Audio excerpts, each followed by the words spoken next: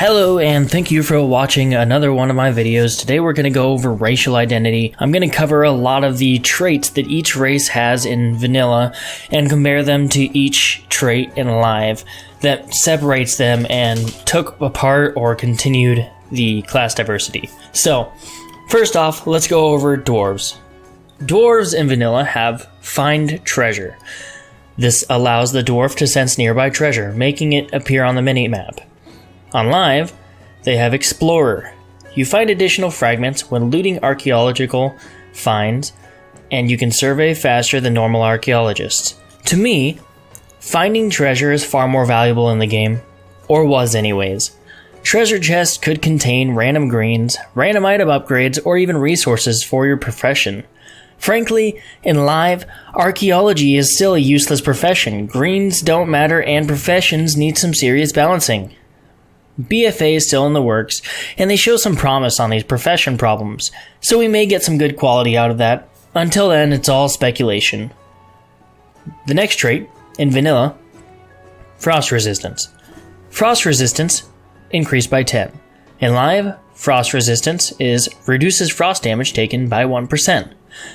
Frost Resistance versus Frost Damage Reduction, at first glance they are the same. But from a different angle, frost damage affects the damage after being applied, and frost resistance is before the appliance.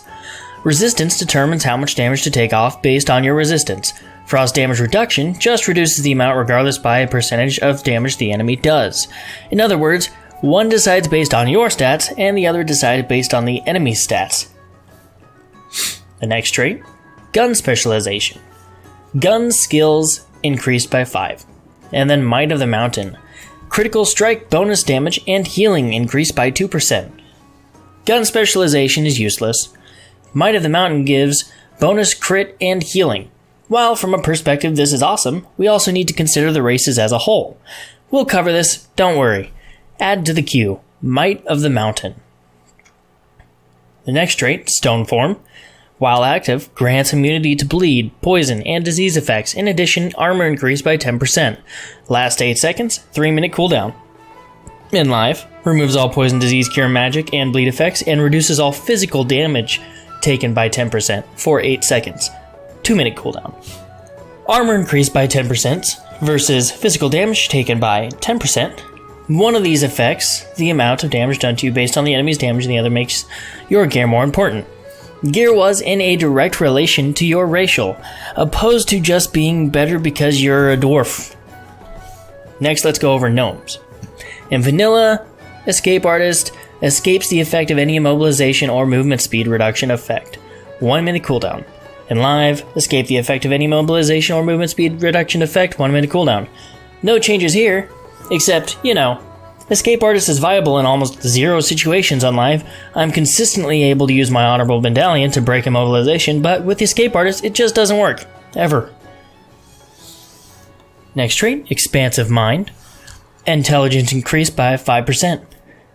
In live, Maximum Mana, Energy, Rage, Runic Power, Focus increased by 5%. Intelligence versus literally every page in the book. This means a gnome can play any class and call this buff useful. Intelligence is super useful in vanilla as a casting class, but now as a gnome you are viable as anything. Add to the queue, Might of the Mountain and Expansive Mind. Next trait is Arcane Resistance. Arcane Resistance increased by 10 in vanilla and reduces damage taken by Arcane by 1% in live.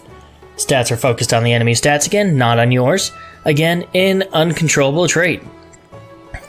And then in vanilla and live, they both have Engineering Specialist. Engineering skill increased by 15, no changes here. Just that professions were harder in vanilla, therefore more value and reward. And in live only, they had Nimble Fingers. Go ahead and stack that with Expansive Mind. Humans, on their diplomacy, on vanilla and live, they have Reputation gains increased by 10%. I can vouch for this one on live, still a very useful trait. And then they have the Human Spirit. In vanilla, increases spirit by 5%. In live, you gain 1% of all secondary traits. Haste, Critical Strike, Mastery, Versatility from all sources. In vanilla, good for mana regen. In live, good for all classes. Add to the queue, Might of the Mountain, Expansive Mind, and the Human Spirit. In vanilla, Mace Specialization, useless. Sword Specialization, useless. Perception. Dramatically increases stealth detection for 20 seconds, 3-minute cooldown. In live, Every Man for Himself. Removes all stun effects. This effect shares a 30-second cooldown with other effects. First off, stealth detection was very useful, and second, oh cool, so you mean another honorable medallion? Cool, stack with Escape Artist. Night Elves. In vanilla, Shadow Meld. Activate to slip into the shadows, reducing the chance for enemies to detect your presence. Last until cancelled or upon moving. Night Elf rogues and druids are more difficult to detect while stealthed or prowling. In live, activate to slip into shadows, reducing the chance for enemies to detect your presence. Last until cancelled or upon moving. Any threat is restored versus enemies still in combat upon cancellation of this effect. If I was worried about dying during the leveling process, this would be great, but in live, unfortunately it's not as big of a problem. After 7.3.5, I would say that this has greatly increased in usability. Also, as for diversity, another live racial added to the game, Elusiveness. Reduces the chance enemies have to detect you while shadow melded. Now negates that whole rogue and druid part of it. Next trait, in vanilla, Quickness, dodge chance increased by 1%. In live, increases your chance to dodge melee and rage attacks by 2% and your movement speed by 2%. Applicable to primarily classes that need dodge, in other words, not warriors in vanilla.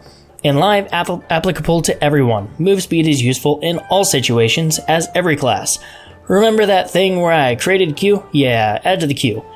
Might of the Mountain, Expansive Mind, the Human Spirit, and Quickness. That's every race having their primary attribute changed into an all classes attribute. In vanilla, Wisp Spirit, transform into a Wisp upon death, increasing spirit speed by 50%. In live, transform into a Wisp upon death, increasing speed by 75%. Still neat. Kinda useless trait, but now that we can fly almost anywhere upon death, or spirit healers are at every corner, a little less important. In vanilla, Nature Resistance, increased by 10. In live, reduces nature damage taken by 1%. Same thing as the other resistances. And in live only, Touch of a Loon increases your haste by 1%. During the night, increases your critical strike by 1% during the day. Stack this with that Q. So dwarves have Might of the Mountain, gnomes have Expansive Mind and Nimble Fingers, humans have the Human Spirit, and night elves have Quickness and Touch of a Loon. Every one of these racial setups now benefits any class that you play by removing that diversity and consolidation into critical strike, haste, and other new stats. A large chunk of the differences between classes and races has been eliminated. Anyways, I hope this is detailed enough. Thank you for watching. Like, comment, and subscribe if you would like to see more content.